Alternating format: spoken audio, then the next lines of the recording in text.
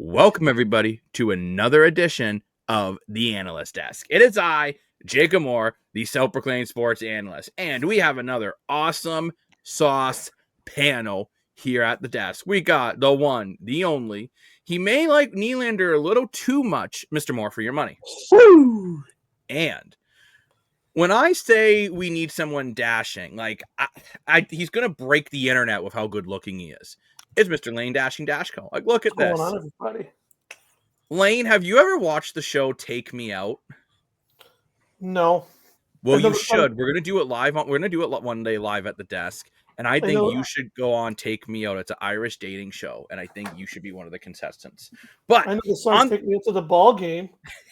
On today's show, as everyone knows, it has been very hectic in the sports world. So we want to take the time to recap what's been going on in the NHL, the NFL, the CFL, and the NBA. Now, when we do this, we're going to be trying to keep it more Canadian team based because we're in Canada. Oh, Canada. Oh, fan of us, but doesn't matter. We're here to do that. So I think the most Canadian way to start off this Canadian focus recap show is with the NHL.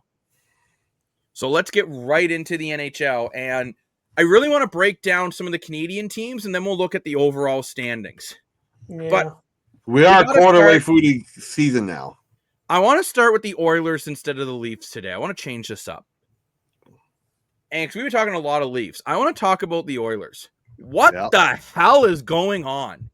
I know what's going on. Sucks. I know what's going on. It's very obvious. I said it in the offseason. I called this. What's going on is you got rid of all your – see, the one thing that happened was the Oilers, right? They had this thing called depth. They had Connor Brown, they had Corey Perry, they had Wallman, they had all these defensemen, they had third lines and fourth lines and extra forwards, and they had extra skaters. They had guys that couldn't even play. They were so good. They had to scratch them. They had to scratch good players in the playoffs just because they had other players to play. They had all this depth, and that's why they were so good, because when someone got hurt, you just go bloop or bloop, or put you here and put you here.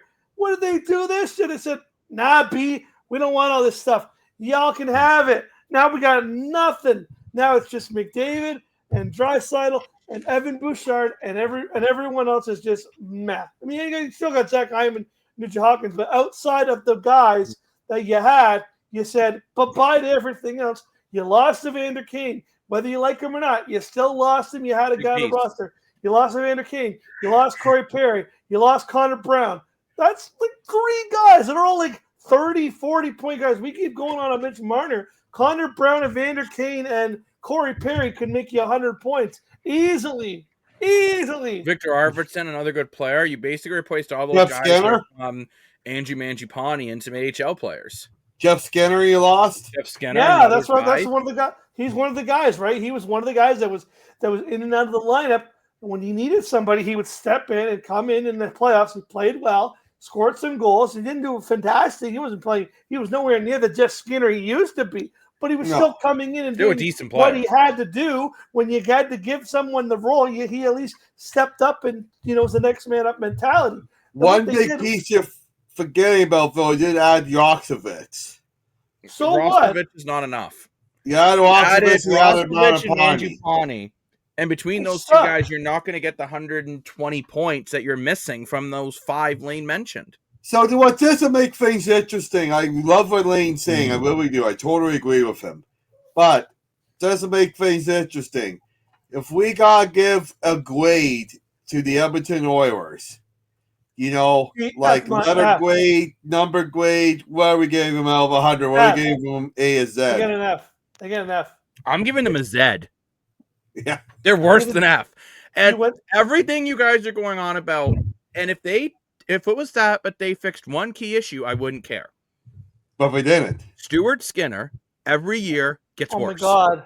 So Stuart Skinner, right? 21-22 in 13 games, had a .913 save percentage, a .262 goals against average, and a shutout. He's horrible. Then his first year as a starter in 22-23, 275 goals against average, a .914 save percentage. Pretty good numbers. 23-24, his save percentage drops from a .914 to a .905. 24-25. Save percentage drops from a 905 to a 896. Ooh. 26, his save percentage is at 882.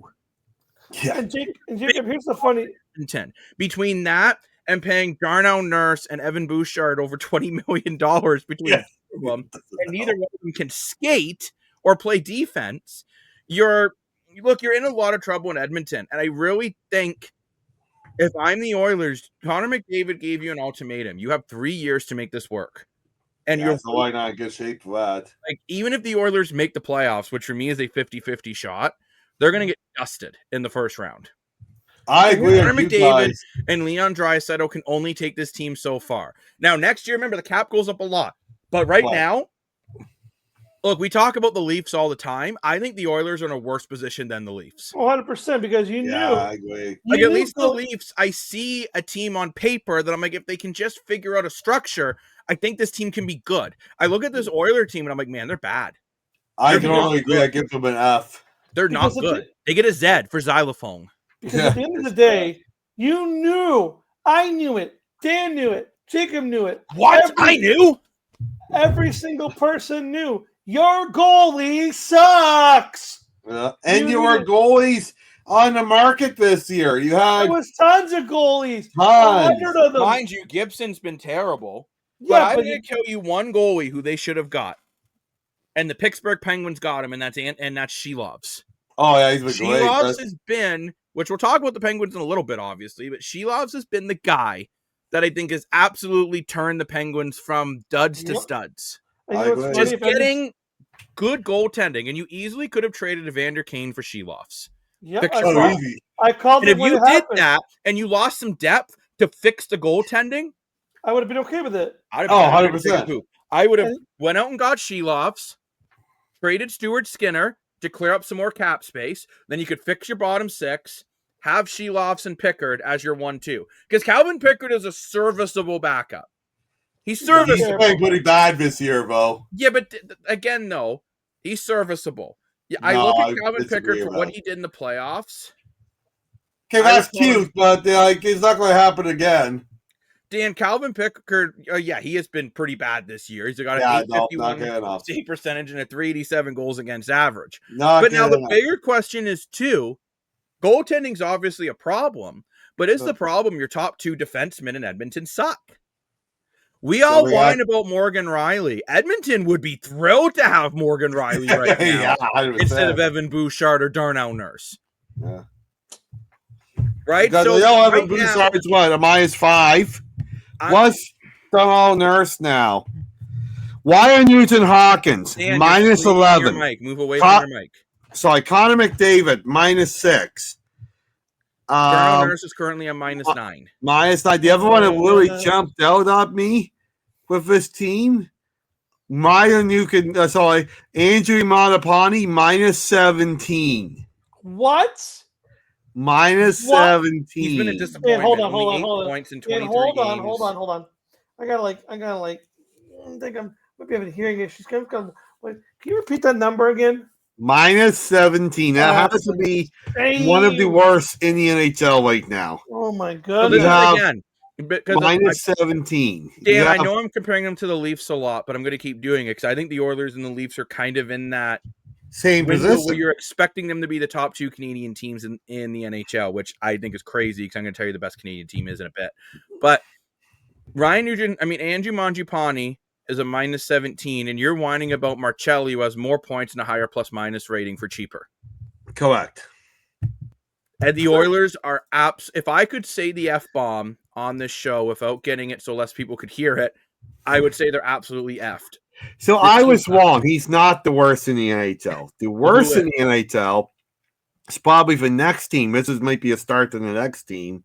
Is Mackenzie Weevar in Calgary in 22 games, has 4 assists, and is a -18. So you know what? Let's say the Oilers, I think we can all agree they're the biggest disappointment out of all the Canadian teams. Is that fair? No, Calgary. You're saying Calgary. Well, I'm with Jacob. I'm going to say the Oilers because the Oilers got off from almost winning the Stanley Cup. And yes, they let a lot of guys walk, but they also got Yakov, Roslovic, yes. thank you, Vasovic, who was the top free agent at one point. Nobody wanted him, no. No, that's not the case. The people wanted him, but he wanted They like didn't. more money or win a cup, right? They wanted to literally pay him league min, and he was like, "Oh, I want a big contract." Well, I know, but anyway, they got him. They got Manny When you get paid Pondy. $900K, nobody wants you. I'm just keeping it a buck. They got Manny Am I Pondy. wrong? Am I wrong? Look, I'm gonna say this, and I want to move on from Edmonton. You got I a PTO. Yeah, Roslovic. I think he was asking way too much money, and then by the time he said he'd be willing to come down, teams have already filled out their roster. So I think that's the main reason why you're seeing Roslovic playing at that $1.5 million salary hit, where I think realistically he probably should have got. He's probably worth about between, I don't know, as the young kids like to say, 6 and 7. That's probably what he was $5 worth million. roughly.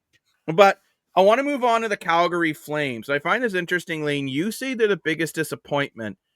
I think the Flames, I'm disappointed, but not as I am in the Oilers, because I thought the Oilers were building towards a cup contender. I thought the Flames are building towards a playoff team, and they're definitely... Well, they're No just way. there. Like The Oilers look... Dustin Wolf, because I've actually watched some Flames games, by the way. Yeah, Dustin Wolf's stats are terrible, but he's not the reason why they're terrible.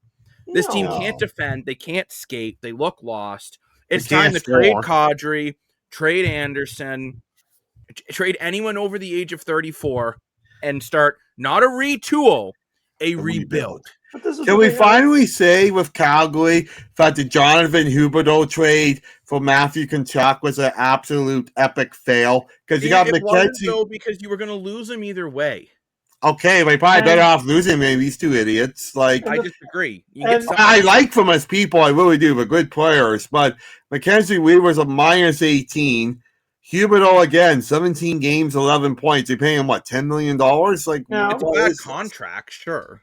There is now. Okay, let's be honest. We knew Huberdeau was never going to repeat that success. But again, I want to point this out. And this is a great video if you ever want to really what went wrong with Huberdeau. Again, Hockey Psychology on YouTube.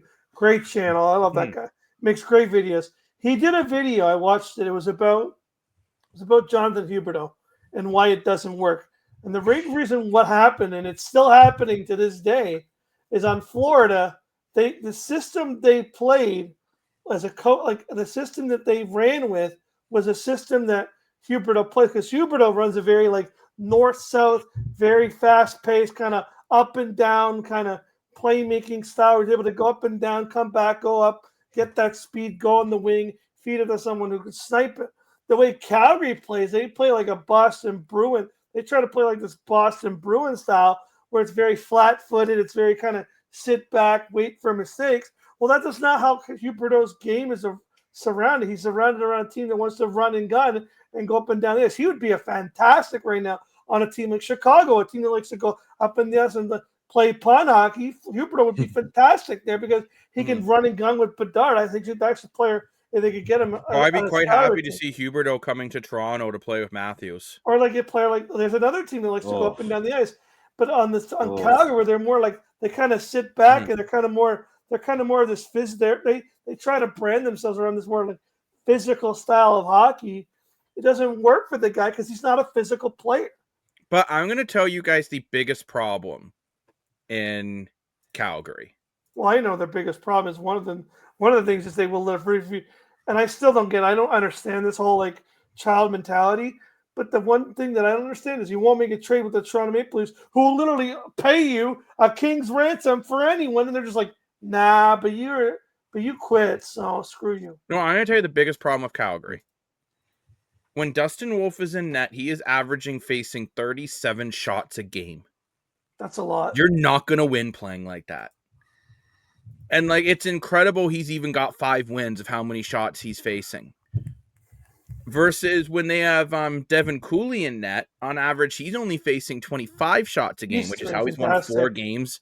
Funny enough, he's only won 1 out of his 4 starts. But the other big, I think with Calgary, you got to look. I think it's time to get over the retool and you got to rebuild. So I'm going to name off some names. Nazem Kadri, gone. Rasmus Anderson, gone. Jonathan Huberdeau, gone. I don't care what you got to do. Get rid of him. Blake Coleman, gone. He's a good player. He is. Mackenzie Weegar, potentially gone. I think like you Chris keep Coleman. some guys you keep. Morgan Frost, young player, actually is starting to play well in Calgary. 12 points in 22 games. I like that guy. Matt I disagree. Carbonado. This kid's got a wicked shot. Joel Farabee, I think, has actually started to play better I in Calgary. disagree. I think one hold reason. on, Dan, let me finish. Sharon Dovich, even though he's a younger guy, you got to move on from him because he hasn't fit in this lineup. I think you keep Klapka, but I'm looking at this roster and I'm probably trying to move on from at least this season. I think they're going to move on at least from 35 to 40% of the roster. And you're just going to call up a bunch of AHL players to see what they can do. Jacob, I got a question before Dan goes on. Don't you think it's weird that the owner and the GM have come out in their bases? It's like, yeah, we don't care about results. We want to keep Kadri. Because I think that the fact that they said they are refusing to trade Kadri is crazy to me. Kadri will be gone. They're using that as a tactic so they can get more for him closer to the deadline. Because if you think about it, if Scott Lawton was a first-round pick, what is Kadri worth? Yeah, I get he might only have 14 points, but that's on a team that no one's a point-per-game player. And every team Kadri has left, the team is instantly degressed. Colorado hasn't done much since they lost him. Toronto has been trying to replace him since they traded him for Tyson Barrie. Talk about a bad trade. Yeah, I don't want to remember that like, but Dan, what's your point on Calgary? You're not agreeing with me on moving on from all these guys? No, I am agreeing with you. I'm moving on. I think you got a grenade this team. I think is that bad. What I disagree with you with is that trade with Philadelphia. I thought at the time was a good trade. I forget what they traded in return to Philly. It wasn't much. Yeah, but let's face it, those guys from Philly have not paid out. I mean, they were supposed. He actually looks good this year. No, they haven't paid out. They're supposed to be. They're supposed to add 2 more players to your top 6, basically, and they're not playing like top 6 players. But Dan, Morgan Frost is on pace to have a potentially second best year of his career. I get that, but it's not enough. Morgan Frost, I actually think you could, considering he only had 12 points last year in 32 games in Calgary, and 22 points, he already has 12. Morgan Frost is on pace for hit anywhere from low to mid 40s in points this year. I think you got to be happy with that from a guy that isn't a huge salary hit. Yeah, he's more of a third line guy, but I still think he's only 26. He's from Aurora. Good place to be from. Yep. And I look at a guy like Morgan Frost. Like, I'll tell you one thing. If Calgary gets rid of him, I think he's a guy that a lot of teams would be calling about. A bigger center who's only in his mid 20s, so still probably has a good 7 to 10 years left in the tank. Yeah. And you know what? I Even think nowadays, that's this year, you have to look at it with players. $5 million. No one in Calgary is a point per game. So considering Morgan Frost is only 2 points behind Kadri for most points on the team, I think he's playing well. This Calgary team just does not have enough scoring power. And I think Morgan Frost, in my opinion, is one of the guys that I would rebuild around. But when I look at the trade bait in Calgary, I think it's fair to say this team's a seller. Oh, yeah, Rasmus Anderson and Nazem Kadri are your 2 big ticket items. Because Rasmus Anderson has 5 goals, 7 assists, 12 points, and he's not a minus player. He's dead even, but mind you, he is like one of the only non-minus defensemen this team has. And he's already said he's basically not staying. He wants to leave. I mean, Kevin Ball is also another younger one, but he's a +9 in Calgary as a defenseman. That's pretty good. But maybe it is time to try to move on from Mackenzie Weegar. He looks terrible this year. I thought he was going to be on the Olympic team, and I definitely won't be the way he's playing. Yeah, of course not. But if I gave Edmonton a Z grade, I'm giving Calgary a D-. They're bad. But I never thought they'd be a cup contender, but I'm very D for disappointed. I'm going to give them an F because I honestly thought if Calgary played the card way, I think as much as we're saying how bad the team is, you can't fully blame just the players. I also blame Clay. I love the guy, but Clay Conroy, I'm blaming him too. There weren't some big names in free agents, but there were some names in the free agents this year, right? And if you look at Calgary, they weren't in the market to get a franchise player. But if Calgary got 1 or 2 more top 9, top 6 forwards. We could have got some more goals. There are plenty of forwards out there for around that $5-7 million range. Right? If they got a couple more guys like that, they got the cap room. This team might have been in a whole different ballpark right now. So I think the GM epically failed because who did Calgary get in the offseason? I mean, I can't think of anybody. Pardon me? They didn't really get anybody interesting. No, and I think that's why this team is as bad as they are. Like, because they missed the playoffs at 1 point? Like, they were close. They actually were tied. It came down to season series. Well, yeah, exactly. They were Now, right there. But they went from that to being the basement of the NHL. That's a huge disappointment. Like, once they got to that point, they would have probably not gone. Oh, yeah, my bad. So, Calgary gave up Andrew Kuzmenko, who wasn't working in Calgary. Right, and then it gave up some other guy. I can't really. The other guy that gave up went to Tampa Bay. But at the end of the day, I just like Lane. I'm saying it's like a D- because I didn't have super high expectations, but they're still below them. Dan's giving this team an F. What's your thoughts on it? Probably a D. I want to give them an F, but to be interesting, I'll give them a D- because I don't think they're much better than F. Because I do agree, Edmonton's is worse because you expect better from Edmonton, but I also didn't expect better from Calgary. This is a team that was just outside the playoff window, right? They literally by default because of the way the system is. But if you they actually technically did make they actually had more points than Ottawa. That's true, we did. But because of silly wild card rules, which I don't think Jacob's going to talk about standings here, as you tease. Oh, we are. They missed the playoffs. So here's a team that thought, okay, you know what? They had some rough years, but this team started to look good again. They started to that second half. They really came on strong. I thought, okay, this team's going to be around a playoff window. They're not going to blow the doors off anyone, but I think they're going to be competitive. I think they're going to win a lot of games, and now they suck. So, is it as bad as Edmonton's? No, but it's not much better. Yeah, I'm very, like I said, it's for me. It's like I agree with Lane.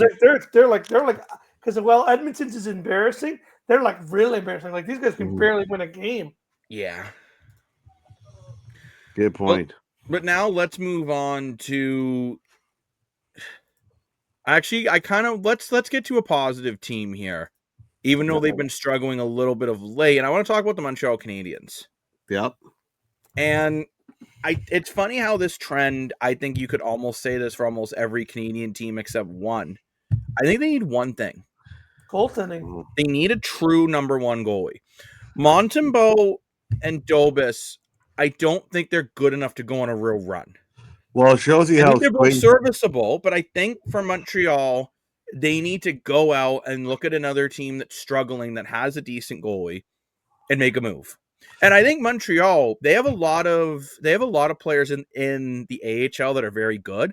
I think Montreal is at the stage now where they can actually trade prospects and bring in some more NHL ready guys. What are your guys' thoughts on Montreal? They're kind of sitting in the middle of the Atlantic before we dive on, I do have a question that does relate to this. You bring up goaltending, right? If the Leafs, and I do want to ask this because I think it's a valid question. If the Leafs continue to kind of tank, Dan has brought up trading Joseph Woll. If you really want to restock the cupboards in Toronto, do you go to Montreal and be like, hey, you guys need a goalie. We have a really good goalie here. Why don't you give us some picks, some top picks and some prospects, and maybe try to use Woll as a leverage for a team like a Montreal that's sitting there and doesn't have that goal. You bring Joseph Woll in there, who can bring in a .913 save percentage on a regular night, and boom, problems are solved all of a sudden. Or if it's Toronto, and we'll talk about this way more in depth when we get to the Leafs, but it might be Anthony Stolarz that's on the block, not Joseph Woll. And I know you just signed him, but it's still a movable contract. But I think Montreal, they did the rebuild the right way. Every year they got a little bit better. They got a little bit better. They got a little bit better. And this year, I think it's really showing. Like, I think Montreal has taken another step forward so far, and it's really Suzuki and Caulfield that are carrying the load. But now they've lost 5 in a row.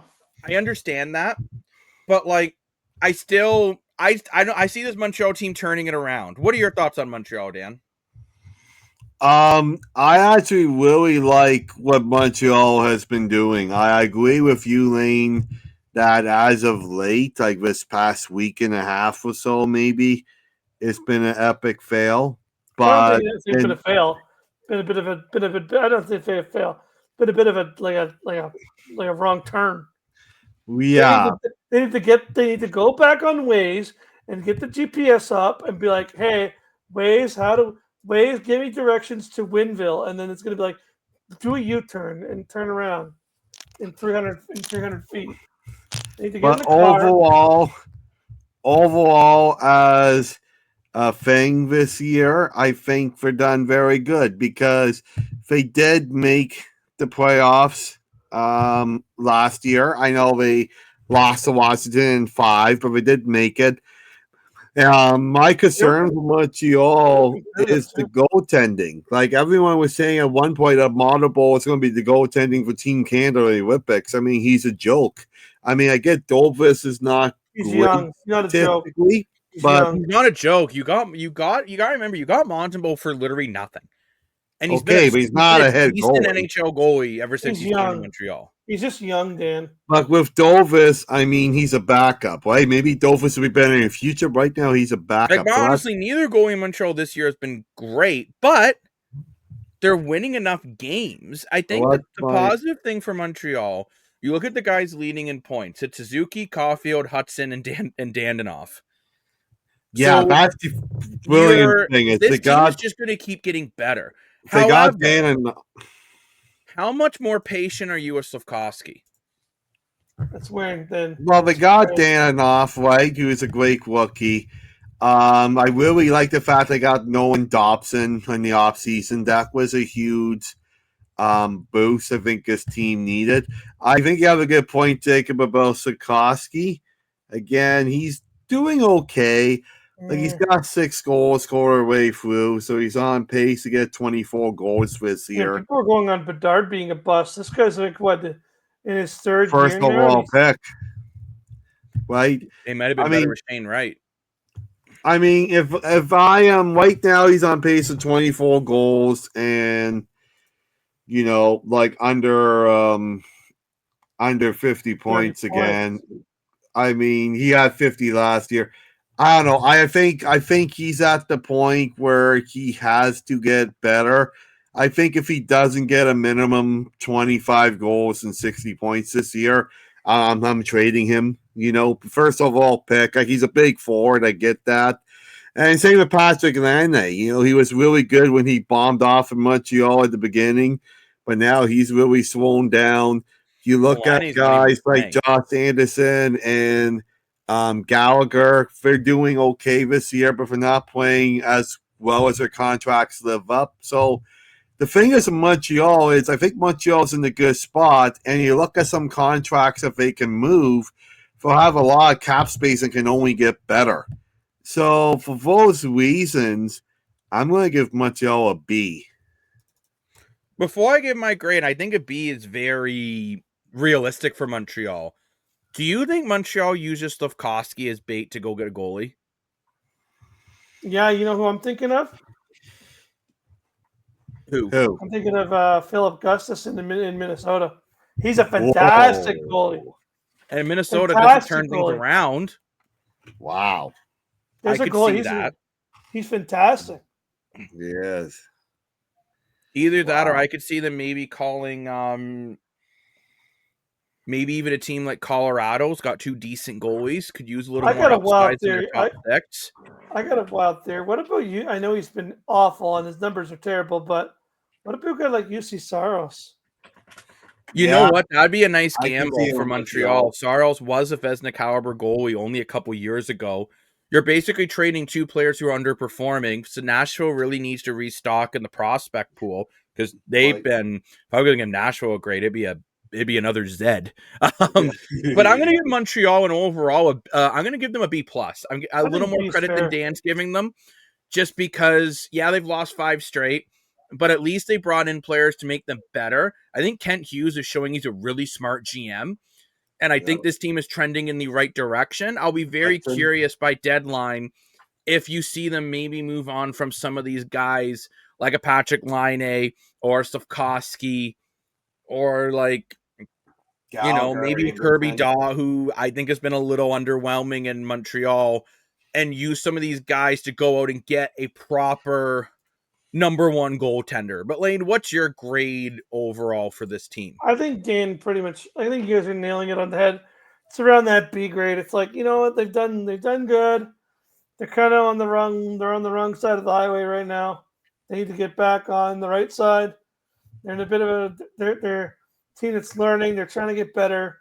They're going through a bit of a bumpy road right now, but I think once they get off the bumpy road and get back into winning, get their confidence back, they'll get it. They'll kind of figure it out again. So they just got to get out of this little bumpy ride that they're on, and I think they'll be all right. So I'm going to give them about a B. So let's go on to let's talk about the Toronto Maple Leafs now. We've kind of gone through some other teams, and we've been kind of an up and down road here. Look, the Maple Leafs, I think what has been my biggest concern is I thought the areas of strength last year have been an area of weakness this season, which is defense and goaltending. Right. Losing Marner has not been the problem. This team's scoring at a higher rate than they were last year. I hate hearing that. You have to start looking at it that losing Marner has not been an issue. The issue has been you had Anthony Stolarz, who calls out the team and then plays terrible. Then you went and got Caden Primo instead of playing Dennis Hildeby, who also played terrible. Then you call up Hildeby, and he's been serviceable. Then Joseph Woll comes back. He's been playing well. But Brandon Carlo hasn't looked very good. Philip Myers looks like never mind an AHL. He might be an ECHL defenseman. The Leafs, my big issue is I thought they got bigger and they were good defensively. They're hitting more, but it's not like the monster hits besides of the odd one from Jake McCabe. And the goaltending up until I'd say the last 4 games has been below average. It's not been good. Yeah. I was just say, Dan, I know you love James Reimer, but let's be honest. I think he's kind of cooked at this point. Not even in the NHL. Nobody even wants the guy.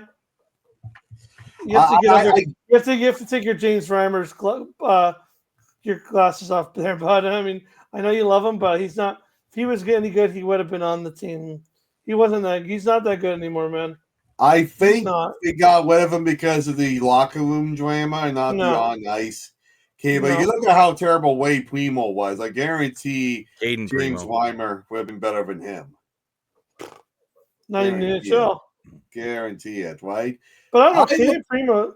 Caden Primo is a weird guy because if you look at his AHL, when he plays in the AHL, he looks like Martin Brodeur.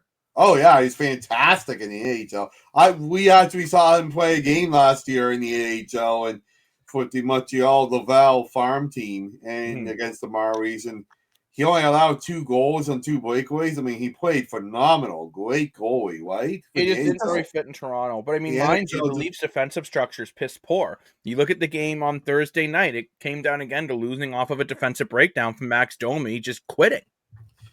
Okay, so the problem is people will say, well, when William Nylander quit on a play, you don't get as angry.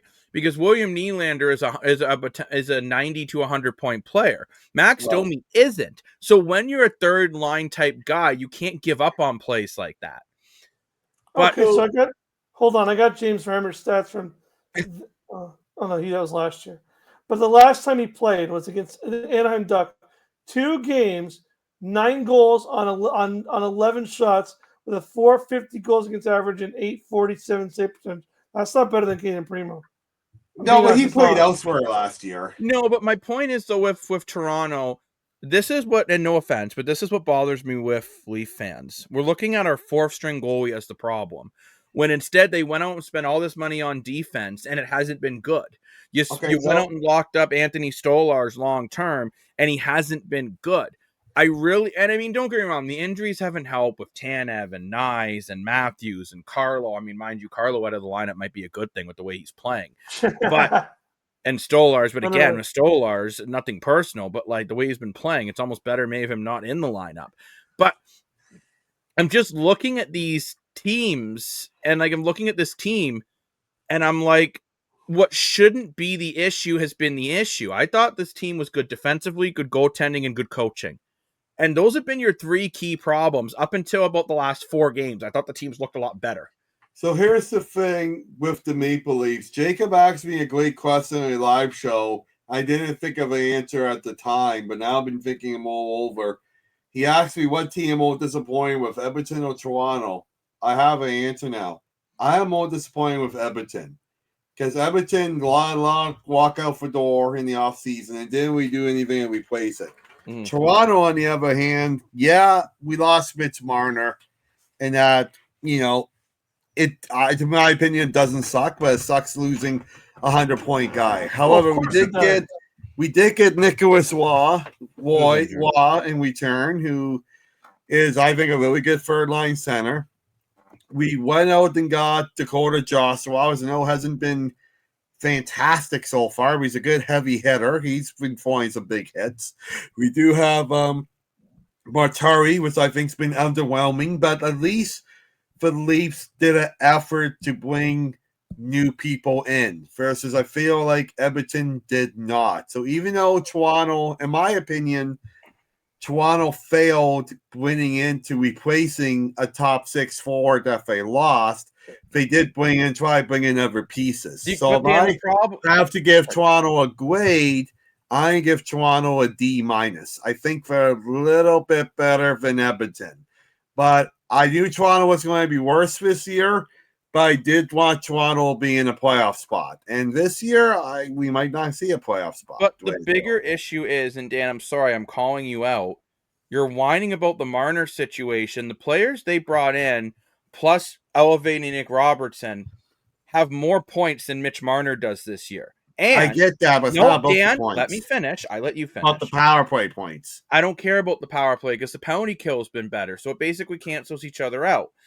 Yes, it is true. Because if you look at your combined power play to penalty kill percentages, it is higher than what the combined was last year this time. So it's actually improved. Your special teams as a whole have improved. But the bigger issue with Toronto is I don't fully know if it's coaching. I don't know if it's the players have gotten older. And I don't know if maybe guys like Stolars, it was just a really good year last year. But your areas of strengths have been weaknesses. So you have to, I would call Toronto. Remember I said Calgary is a massive rebuild. Toronto has to be in a retool mode right now. They need to potentially move on from Brandon Carlo, Max Domi, and potentially how he comes back from his injury, maybe Anthony Stolars, and bring in maybe Erasmus Anderson, a Nazem Kadri. And you're not going to get those guys, though. Well, I'm just saying Lane, I'm just saying hypothetically. I don't know every player that's on the trade block right now. No, I'm just saying. But you're just saying hypothetically, you got to go and get some other guys that might fit your system better. Because right now, look, I think when this lineup's healthy, I think Max Domi's a healthy scratch. And I think Brandon Carlo right now, I'd actually rather play Troy Stretcher or Murmis over Brandon Carlo right now. Oh, come on. I would. Brandon Carlo haven't you noticed Morgan Riley has been better ever since Brandon Carlo's got hurt? I like this. Dan, you can go on and roll your eyes and tilt your head back and snap your neck harder than Crosby did in his rookie season. But at the end of the day, Brandon Carlo has been a major letdown for this team. And Morgan Riley has been significantly better since Brandon Carlo has not been in the lineup. I really like this Jacob Quillen guy. I love him. I don't know why he's not in the lineup. I think he should be. He absolutely should be. He brings one thing that no one has. Yeah, he brings one thing that no one has: speed. He's done nothing in 2 games he's played. Yeah, but Dan, it's because you're just a numbers guy. I actually watch the games, and watch them too. He's fast. You do, but I'm saying, Dan, you're just looking. Oh, Jacob Quinlan, 2 games is done. 2 games, no points. I look at it: 2 games plus 1. Lots of speed. That's how I look at it, right? He plays a physical style game. I actually really like him. But like people talk about, like, just to put in perspective the one I'm talking about, some of these guys. Max Domi, 6 points, -11, right? Brandon Carlo, only 2 assists. He is a +2, but that's practically because he's out for a bunch of goals a bunch of plays that Morgan Riley's setting up. Versus like a guy like Troy Stetcher, in 8 games, he's also a +2 overall. Simone Benoit, he's a -2. So you know what? He's someone you expect a little bit more out of. But like Chris Tanev, +5 in 8 games, right? And Jake McCabe, he's a +4. Morgan Riley, when Brandon Tanev was injured, was a -11. Morgan Riley is now only a -4. So I want you to think about that. His goal on off the ice differential was a +5 since his partner has been OEL and Jake McCabe, since those have been his 2 partners. Right. So maybe Brandon Carlo just doesn't fit here. No. I'm going to say this right now. You trade a guy like Brandon Carlo and go get someone that you know worked. Call Smashville.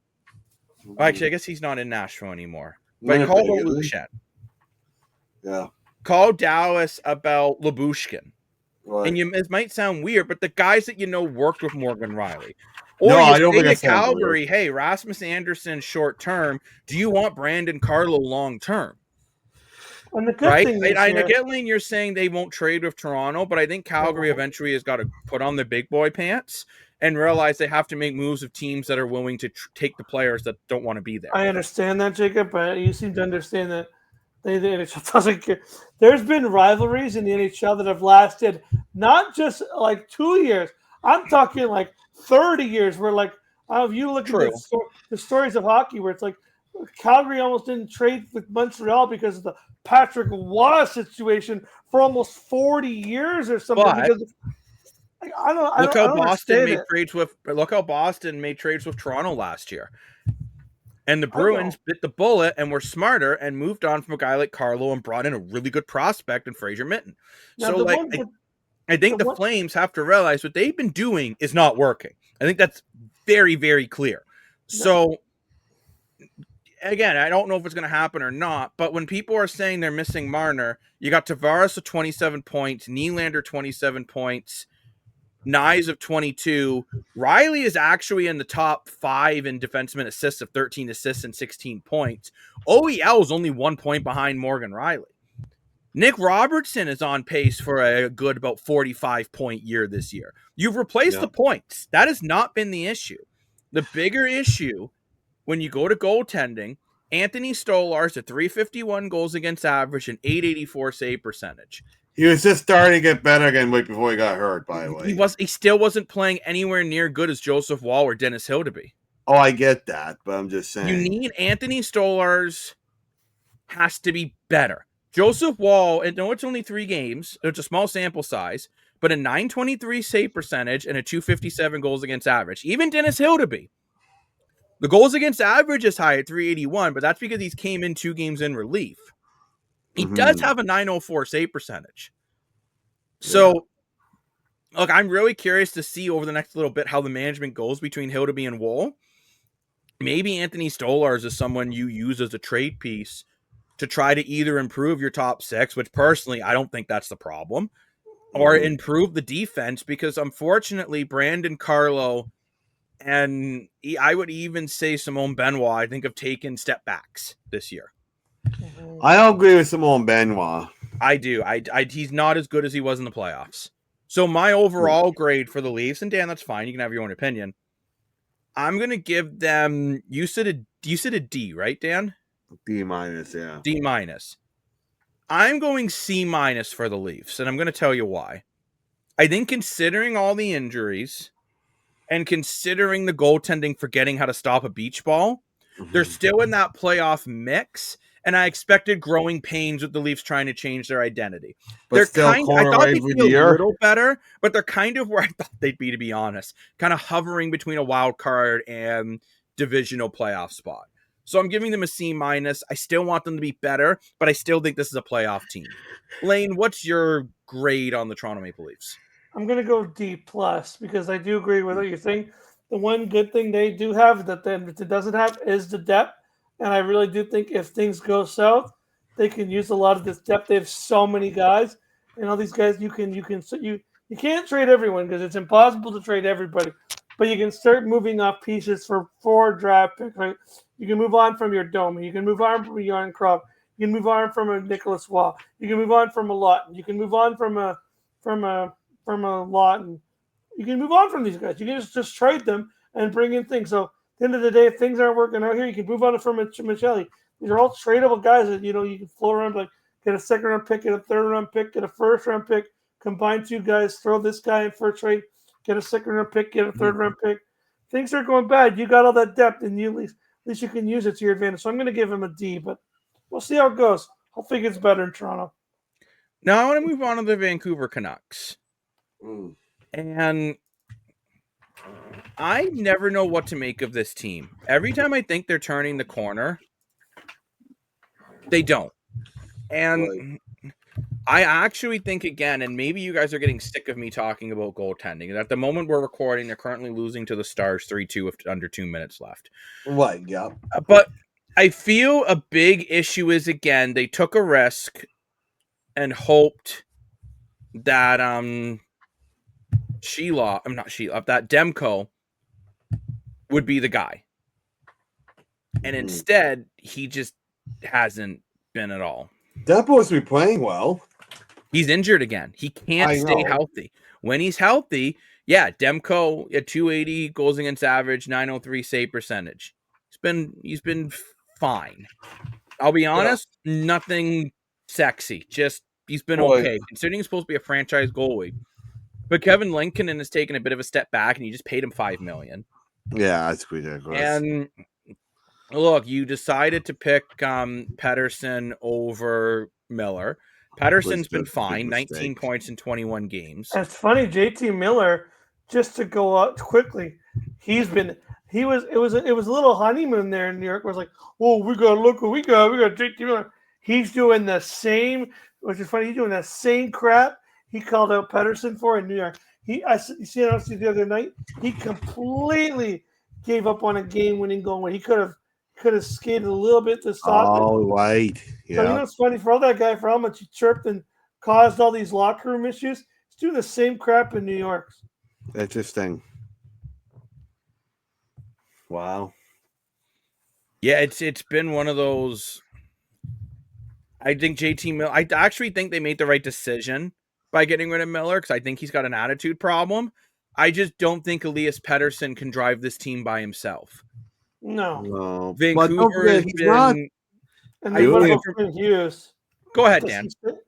He's not doing it by himself. You still have guys like Brock Besser, who is supposed to be the big fist in the free agent market. Vancouver decided to keep him.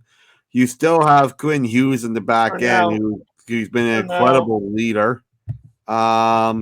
Kiefer Sherwood, no one saw on his great year from Sherwood. No one had on a bingo card that he was going to have 12 goals quarter way through the season, right? Considering he only had 19 goals last year. What I also really like about Vancouver is they got Evander Kane, which I know he's been starting off slow, but I think eventually Evander Kane actually can be Kane's been okay. Yeah, I think he'll be 21 games. I think he'll be a great winger to play with Pettersson, right? He's like a Max Domi. He'll be good for 2 or 3 seasons there, and then he'll have to go somewhere else. He's amazing. He's a Max Domi. He's like literally the equivalent of Max Domi. He comes in. He looks like Max Domi. But I mean, like, you gotta be, you know what I mean, though, Jacob, right? I do. He's your shiny new toy. He's like, oh, look, he plays really good. He looks like he's spinning everyone. You bring like, hey, look what we got. Then 3 seasons, you're like, oh my God, this guy's a locker room nightmare. Get out of here. They also got Drew O'Connor in the offseason, 4th liner from Pittsburgh that I really like. So I get Vancouver is not doing any wow factors, but I think considering how terrible they were last year and all the drama they had last year, they did the best that they could what they had to work with. They did get a couple good moves in the offseason. They're probably not a playoff team, but for better, I would give Vancouver a C. I don't think they made all the right moves because I think they should have kept Shelovs and moved on from Demko. No, I'm not saying they made all the right moves, but they made some moves. They gotta made give them moves, credit. but I really felt Shelovs was the future. And I think this team overestimated where they're at this year. I think now, mind you, Vancouver, they're kind of one of those bubble teams that when you look at the standings, if they can be in that potential position, then as crazy as it sounds, and maybe they do call teams like Calgary and Nashville. Actually, I would love a Steven Stamkos in Vancouver. Just add some depth to your third line. Put him with Evander Kane and Drew O'Connor, and maybe you got something cooking on that third line. But I think for Vancouver, they need just a little bit more scoring. Like when you look at the goal scoring, it's kind of coming from only a couple players. And I think they need someone besides Quinn Hughes to drive play from the back end. Well, so maybe they go for Erasmus Anderson if they think if they can get a sign-in trade where they can lock him down for 3 or 4 years. Overall, Vancouver for me, Dan, I'm actually putting them in a C-, a little lower than you. I thought they'd be a bit better this year. Honestly, I was expecting more from Quinn Hughes. I get he's got 20 points, but he's only got 1 goal. Elias Pettersson's only got 6 goals. Jake DeBrusk has been one of your best goal scorers. He's only got 8. I just thought there'd be more offense from this group. Same with Brock Besser. He's on pace for like around 32, 33 goals, which isn't bad.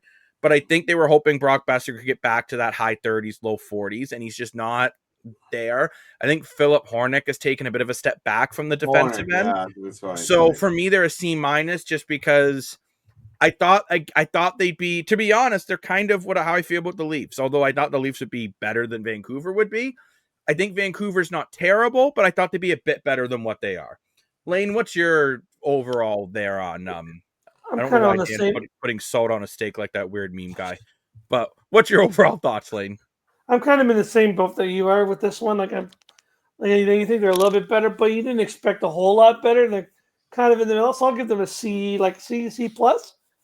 So you guys are a little more positive on Vancouver than because I don't expect a whole lot out of them. I'm like, I don't expect like too much out of Vancouver, but I think they're doing it right around what I expected. So if you do right around what you expect, you're like a C plus. You're not really passing the class, but you're not really feeling it. So I'm giving you a C plus. Now let's move on to the Ottawa Senators. They're another team. I look at them and I just don't know what to think. Yeah. I think they're a team that has been under, in my opinion, this year, and I get there's been some injuries. But I think they've taken a bit of a step back so far. They're 9. They're about to beat. They're basically going to beat Anaheim. There's 1 second left, and they're up 3-2. So they're about to improve to 10-6-4. It's not terrible, but there's still some real concerns in Ottawa. Like Tim Stützle certainly stepping up on point per game guy, +6. I love Drake Batherson. You know what? Point per game guy. Shane Pinto has the second most goals on the team. But the biggest issue for me is Omar has been very, I know I keep talking goaltending, boys, but it seems like almost every Canadian team needs it. Omar has been such a letdown. A 308 goals against average, 874 save percentage, and no shutouts. I want more. I want more out of Omar. Like, he's just got to figure it out. I'm going to say this. If Omar's playing well, Ottawa could be leading the division right now with the injuries. So they just got to find a way to get some better goaltending, either out of Omar or via trade. But I think, Tim Stützle is really stepping up. Dylan Cousins is a guy that when they made that trade, people like Dan thought it was crazy. Well, he's got 14 points in 19 games. He is a -10. Yeah, I was wondering about that. Claude Giroux's having a nice year with 14 points in 19 games. Shabbat's leading, he's actually remembered how to play defense, being a +6. Like, I actually like the way this Ottawa team is trending. I just think they need to sort out the goaltending situation. What are your guys' thoughts? I'm with you on this. I think the exact same thing. Like, it also sucks they lost Brady Tkachuk. We want to say things about they've had injury problems too. And of course, when you don't have like William Nylander and John Tavares to go back on, losing a Brady Tkachuk is a huge, whether you like the guy or not, that's still a huge loss. That's Huge loss. I know But you're they're not a big finding a fan way of to him, stay competitive even without him. which is good. They couldn't do that before, though. Okay, No, here's you're seeing Tim Stützle, Shane Pinto, Dylan Cousins, even Amadio. Like they're having guys step up in their lineup. I actually am impressed with this Ottawa team. here's Overall. what I think of Ottawa. I think that they were on the right track last year, making the playoffs. And I think now that they made the playoffs, you expect better of them this year, right? It's the first time in a long time they made playoffs. Now you want them to go a little deeper than the first round. You want them to get home ice possibly, right? And I feel like where you have all these great young players, and now they're at the point where you need to give more supporting staff for all these young players. They went on and got Lawrence Eller in the offseason. I know he's injured now, but before his injury, he was playing really good as a senator, having – I think I was around 6 points in 15 games, which is very good for a third line center, I think. And then they got that defenseman from LA, a Shepard or whatever his name is. And again, he's maybe a sixth-rated defenseman, but for like $1.5 million, he's a phenomenal sixth defenseman. So I added some more depth. I would have liked Ottawa seen a little bit more. I think more. I would have like seen Ottawa add like a top six forward, for example. I think for low on goal scoring. Maybe I a don't number agree with you there, fourth personally. defenseman. I think Ottawa's struggling about Brady Tkachuk being healthy, and I agree with Jacob. We need more from Olmar. So I will say with Ottawa, I'll give them a B minus. I think they played pretty good this year. And I think for one piece away from trade deadline to be a pretty good team. I'm gonna shock you guys. Ottawa's an A minus. Oh, Wow. Healthy nice. Tkachuk, get a goalie, they're a cup contender. Cup contender. Cup contender. Damn, Cup. they are third in the East in the Atlantic without Brady Tkachuk and of terrible goaltending. Can you imagine with their best player and Joseph Wall? They're leading the Atlantic. Like legitimately. Yeah, This but the Senators Atlantic team, and sucks. this is my really hot take. Like so hot that you're gonna get third-degree burns, and even with my nerve damage, I still might feel the burn.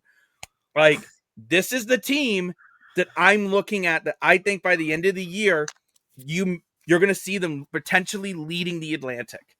I think this Ottawa team is very good. I think they're very underrated. Everyone kind of looks at them, they're just Ottawa, but they're finding ways to win games even without their captain and their number one goalie. Well, do what? So for me, that's why they're an A minus. You get them a really good goaltender. Not even really good. You go out and get a serviceable goaltender. Okay. And you get a healthy Brady Tkachuk. I think this team can beat Tampa. I think this team can beat Detroit. I think this team could compete with the Panthers because they're built to be big and physical. They added a Dylan Cousins last year, which everyone laughed about. The guy's a tank.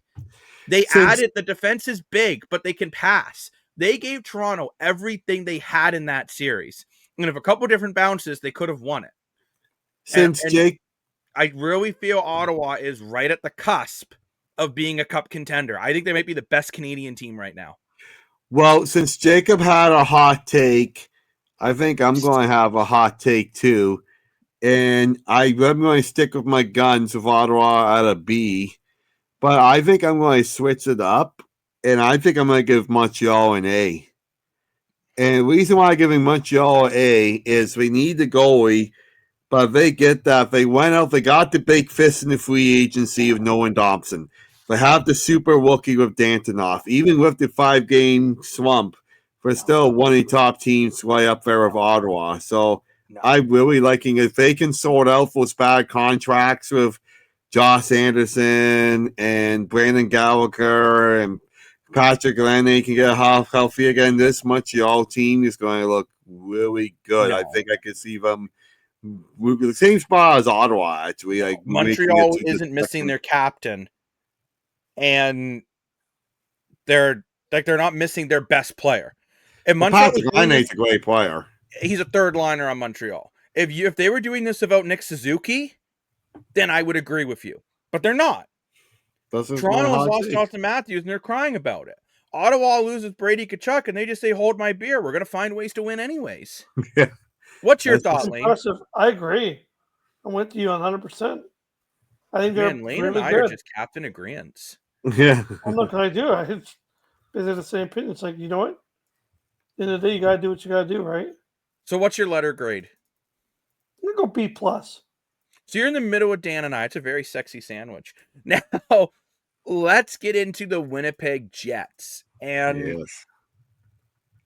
look, if you talked to me at the beginning of the year, I would say this is the best Canadian team. Mm-hmm. Right now, they have been, like, in my opinion, they're comparable to the Leafs and very underwhelming, except they're a little bit better. They have a couple good players, don't get me wrong, but they're not winning enough games for what the roster is. They're sitting towards the bottom of their division, and they're just not doing what I expected them to be doing. Right? You look at Winnipeg, they're third in the Central, but like Colorado's got 33 points, Winnipeg's only got 24. This is a step back from what the Jets were last season. And you look at it, if anything, by their roster, I think they got better. And on paper, but they're not better on the ice. I totally disagree with you on the paper part because Winnipeg lost the biggest player of free agency besides Mitch Marner and Nikolai Ehlers. And I love the guy, but we replace Nikolai Ehlers with Jonathan Taves that hasn't played in free Nikolai agency. Ehlers has been terrible. There was a blessing they got rid of. I understand that, but I don't think he would be terrible if he was still with Winnipeg. But Dan, you got to remember, though, they got rid of Ehlers and promoted Velarde, and Velarde has 14 points in 19 games. Which is kind of the same as Ehlers. I get that, but I'm just saying. So you're not missing Ehlers at all. You also have Iafolo, who's got 8 points in 19 games. I don't know, bud. I think I don't think you're missing Ehlers. I like the fact that they got another centerman because I know Jonathan Taves has been underperforming this year. I get that, but if they desperately needed another center, if they got it, I'm very happy they locked up. I don't think they're better on paper. No, I totally disagree with you on that. I think they are better on paper because they locked up that defense. They added the veteran presence in Jonathan Taves. Velarde has really stepped up and becoming the new top 6. Mark Scheifele looks like one of the best players in the NHL right now. So is Kyle Connor. You have Josh Morrissey on defense, who's having another killer year. And this is the only Canadian team that really has their goaltending completely settled with Eric Comrie and Connor Hellebuyck. Yeah, but what happens in playoffs? Playing very, very well. Yeah, again, playoffs could be different. But, I mean, Connor Hellebuyck right now, 251 goals against average, 913 save percentage. Eric Comrie, 260 goals against average, 908 save percentage. You're getting good goaltending from both your guys. Your top 6 forwards are performing. I just find Winnipeg, there's too many games that they're just not finding a way to get a win. Like, when we look back at their schedule, right? For example, losing to the Sharks 2-1 and losing to the Sharks 2-1, losing to the Kraken 5-3, losing to the Kings 3-0, and these are some games in early November. These are winnable games that they're not finding ways to win. That last year they were finding ways to win. Yet they did beat the Blue Jackets on Tuesday, which is great. But like they barely beat the Flames. And like they're going up against Carolina tonight on Friday. And look, I'm just kind of looking at Winnipeg. They're kind of a win one, lose one kind of team. And November, actually, they've been pretty bad. Like they just recently snapped they went on a 3-game losing streak, then won 1, then lost again, then lost 2. So you're I think Winnipeg for me is extremely underperforming. Yes, they're in a playoff spot right now. But look, I think this team is extremely underperforming for what they are. What are your thoughts, Lane, on that? Like I think Dan's a bit happier with Winnipeg than I am. Well, I was just going to give my mark. The other thing is Winnipeg doesn't got any injuries, right? So I haven't really faced any adversity yet. I'm going to give Winnipeg a solid B-. I think they're doing everything right. I just look at how dominant they were last year. and I'm just expecting a little bit better. You know, I don't know what they can really do exactly. Like, they got the goaltending, they got the defense and Luke Sen and Josh Morrissey and all of that. Jacob made a great point about Flaherty versus Ehlers. They got the veteran leadership in Jonathan Taves. They got everything. I'm just still expecting a little bit more. I don't know what, but I'm still expecting a little bit more. To put in perspective, this time last year, Winnipeg goal differential was a plus 37. Yeah. Now let me double check again, but I believe they're around like a plus 7 in that goal differential right now. And again, you might say that's because of Ehlers, but like you're looking, they scored 85 goals at this point last year. And now like you're looking right now, and Winnipeg actually has only scored 64. So they're scoring significantly less, and they're a plus 12. Now, mind you, Ehlers isn't having a great year, but I do feel Winnipeg is underperforming. I won't give my letter grade yet. I'm going to let Lane go before me this time. Lane, what are your kind of thoughts here on the Winnipeg? I almost said Winnipeg Blue Bombers, the Winnipeg Jets. Well, I think this is the one part we disagree, because I'm going to agree with Dan here actually a bit more. I think this is a really good team. Yeah, they're not playing as good as they should be, so maybe not in the A category, but I think this team is phenomenal. I really like this team.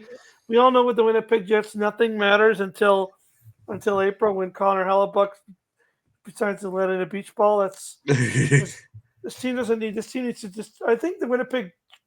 Well, I almost said Blue Bombers. I think the Winnipeg Jets need to kind of sit back and not go for the big President's Trophy. Just try to play good hockey and not wear out their goalie. Maybe that's the strategy this year. Not go crazy and try to tire yourself out for the playoffs. Maybe they've started to realize like the President's Trophy doesn't matter if we can't get past the first round. So maybe they're doing a little bit less. Not that they can't do more, but they're maybe just like, boys, let's just relax. Let's save some of those goals for when it matters. So I'm going to give them a B, because I think they could do better, but I also think they're holding back, knowing that, hey, you can finish second in the wild card and win the Stanley Cup. I'm going to give you guys another really hot take. Okay. I'm comparing this team to the Leafs. What? The Leafs C-, Jets C+. What? I am very underwhelmed by the record. I don't care that they're 12-7. It's pretty good. Last year at this point, they had only lost like 3 games. Okay, I get that. It's a huge digression. And what really concerns me is that like your big boys are performing. Velarde, who you brought up to kind of take over Ehlers' spot, hasn't been a problem. But like when you're in your top 6 in points and Logan Stanley comes in at 9, that's a big problem. Jonathan Taves is I called it. I said I don't know what he can do, and he hasn't played in so many years, and he's looked mediocre at best. This team really needs more. Alex Iafallo has been disappointing. I thought Morgan Barron would be taking a step up, and he really hasn't. Tanner Pearson, you know what? Only 4 points in 19 games. I thought maybe we'd see the rejuvenation of him. Now, Adam Lowry has been injured. That's been a huge hole. I know Dan and I do not agree on Adam Lowry. I think this guy's a stud. Oh, I love Adam Lowry. Outworks everybody, and it's a big reason why this team has struggled, because I think Adam Lowry, when people were saying you get Jonathan Taves so Lowry doesn't have to be your second line center, I think you're all out to lunch. And I'd much rather have Adam Lowry on my second line than Jonathan Taves. But this team for me has been very underwhelming. The only reason why I think they're in a playoff spot and the Leafs aren't is because they have Connor Hellebuck and we had Anthony Stolarz. That's what it's came down to. If anything, I think this team in a lot of ways, I look at the depth, I think it's worse than Toronto's. So this Winnipeg team, unless they address the issue of goal scoring, to me, this team's a mid-tier team at best, and I think they're another first-round exit. Because unless Connor Hellebuck can play like Superman in the playoffs like he does in the season, and maybe, Lane, you're right, maybe they're playing chess, maybe they're playing chess while I'm playing checkers, and they're going to give Eric Comrie more games, but he's only started in 5 games versus 14 for Hellebuck. It's not so much the games. I think so. It's not like Hellebuck's getting a huge break compared to years past. No, but I think you're missing my point. I don't know. I expect a lot. I had really high expectations for the Jets this year. So that's kind of where I'm at, right? Like my Leafs expectations, they're slightly under what I thought they'd be. The Jets, I thought they would be a cup contender, and I see them as a first round, maybe second round exit. But I think they could be doing that a little bit, like on purpose. Like I feel like every year this team, what happens to this team every year? They go balls to the wall. They go up there and they score all these goals, and Connor Hellebuck plays like Superman and stops everything, and they're all over the place. And this team looks, whoa, they look so good, and then the plus look crappy. Maybe they're just taking a page out of Florida's book, be like, look, we don't have to be good. We have to be average, and let's save our energy for when it matters. So Maybe it's a little intentional. So I'm going to say something here. You just talked about 7 Canadian teams of 32 teams in the NHL. We've been talking for 1 hour and 11 minutes. It's almost 1 a.m. here this time at the moment. Been up since 5. After talking about the Canadian teams, I have a question for all of us. Who is the best Canadian team out of the 7? Ottawa. To me, it's not even a question. They're doing all this without their captain and their top goalie playing like ass. It's Ottawa. They're finding ways to win versus Winnipeg is not for what their team is on paper. You think it's Ottawa? Yeah. I'm going to be the shocker and say Montreal. So I would put Montreal ahead of Winnipeg right now, to be honest. Well, that was my next of my expectations. Who is the worst out of the 7 teams? Edmonton, yeah. I know Edmonton's in the playoffs. I think they are as of right now. Actually, no, Edmonton's also on the outside looking in. Edmonton's worse than Toronto, in my opinion, just because of the expectations. It's not like they lost Draisaitl and like the team's struggling. Well, yeah, I would be a different story. Or even lost McDavid, something like that. So but very interesting. Let's kind of look at sorry, Dan. So very interesting. Quarter of the way through. So we wanted to do this because we're roughly quarter way. Some teams have played 21 games. Some teams have played 19. But on average, all teams have played 20 games in an 82-game season. So about quarter way through. So we can keep this recording, and we can go back once we're halfway through the season to see who has improved and who's gone worse or better, whose predictions have been accurate. And, we were really busy beginning NHL season with so much going on to baseball this year, the Jays and the CFL and the Grey Cup and all that. But now that that's all done, we can really focus on the NHL and see where it goes from here. It's a very interesting. But what I want to do now with the NHL, yes, I don't want to go through every team, but I want to ask you guys, who's one team that we look at in the NHL that you think you're looking at the quarter mark and you're like, yeah, this team could really win a Stanley Cup? Who's going first? You know what? I'll go first because I know who I'm picking already. Okay. And I'm going a little off the board. Okay. I actually think Carolina is going to get over the hump. Whoa. This Carolina Hurricanes team went balls to the walls in a trade, blew up in their face, and somehow got better.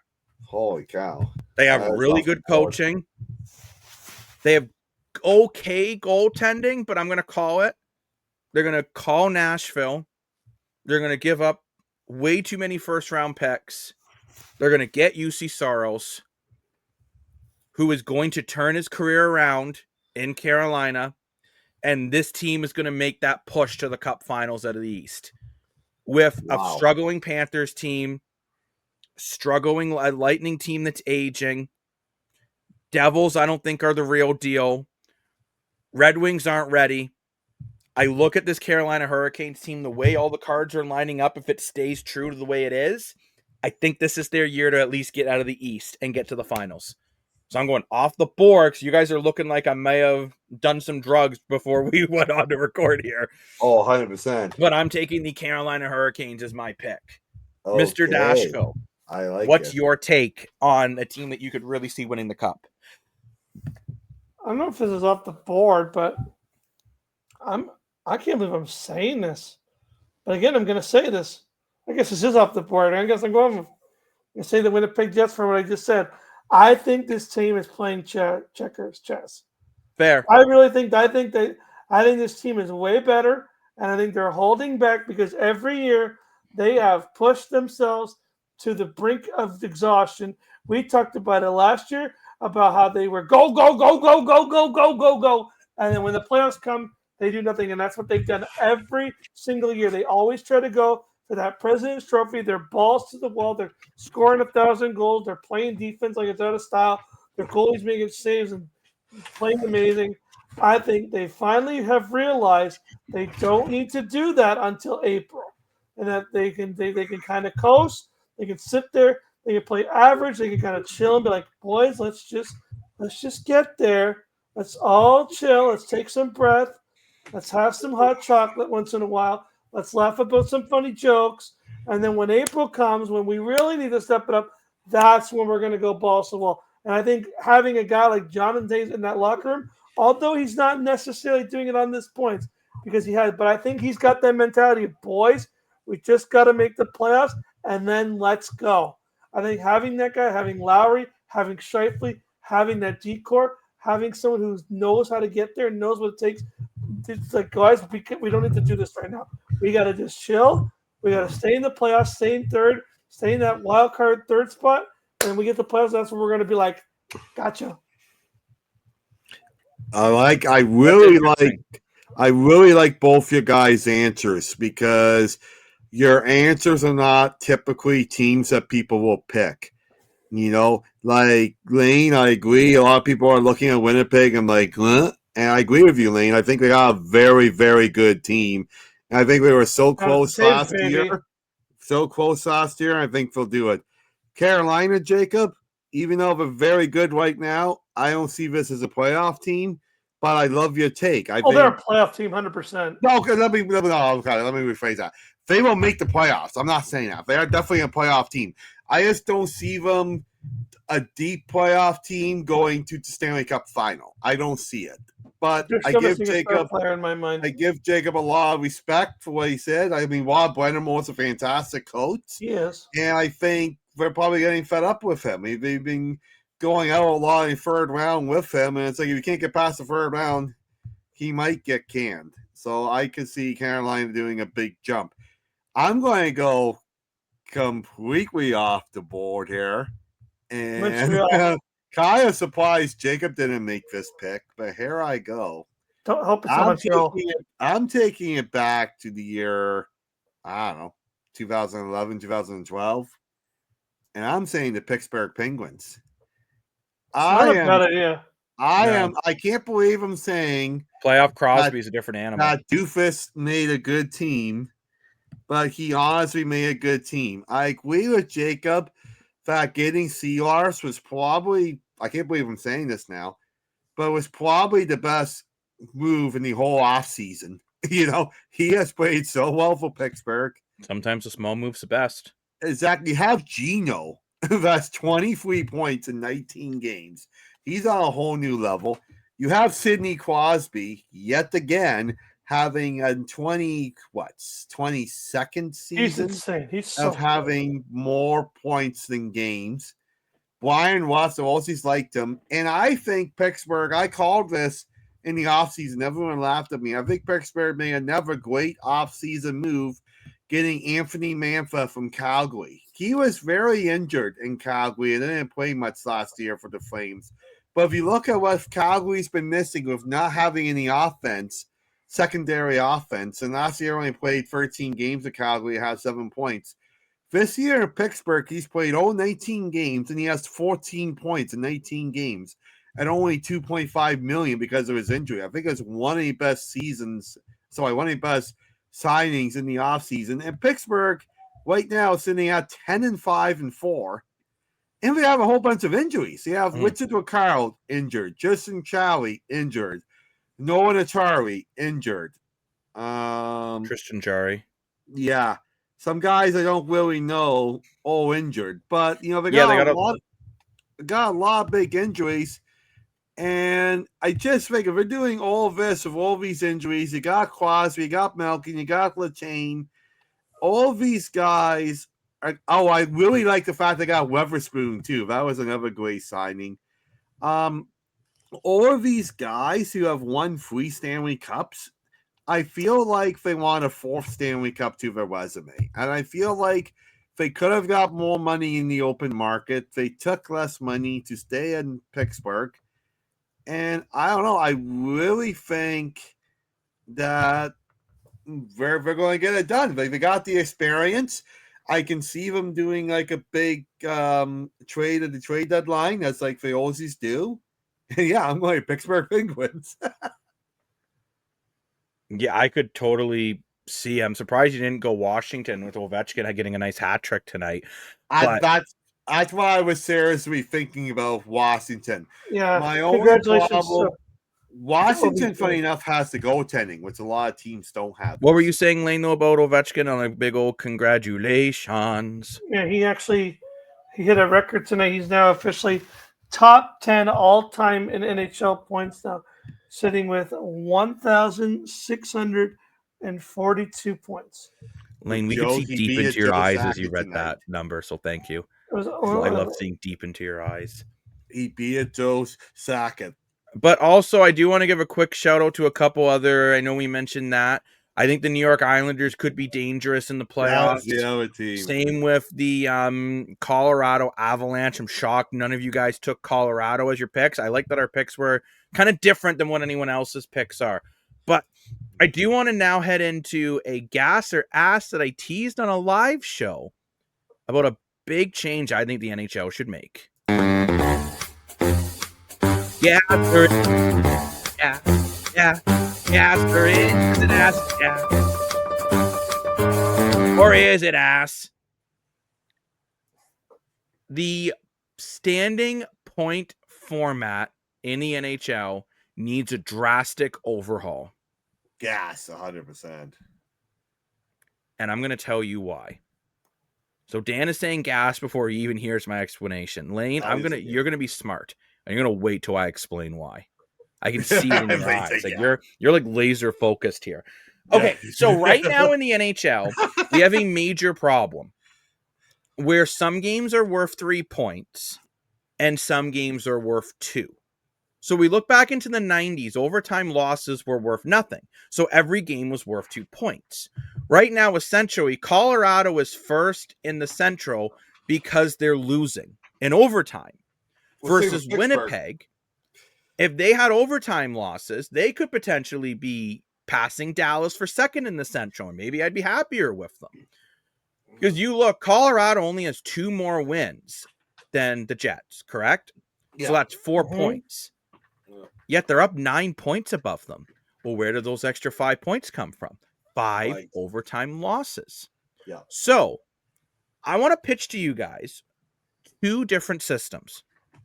And you're going to tell me if I'm gassed that, yeah, like, you know what? You could think the NHL should switch to these, or it's ass, I'm an idiot, and just stick to what it is. Either go back to the old format where regulation win is worth 2 points, overtime loss is worth nothing. Shootout loss worth nothing. Or regulation win is worth 3 points. Overtime loss is worth 1 point. Overtime win is now only worth 2 points. Yeah. And a shootout win is worth 2 points. A shootout loss is worth 1 point. Can you imagine now it's the final day of the year and a team has pulled their goalie to try to win the game in regulation because they need 3 points instead of 2? How exciting that you get a team like Minnesota who's on that cusp down to the final week. It's tied going into a minute left. And like, you know what? Screw it. We need to get that extra point. Let's pull the goalie. Yeah. Maybe teams will fight harder in the last minute if a regulation win is worth more, or making an overtime loss is worth nothing. That's my thoughts.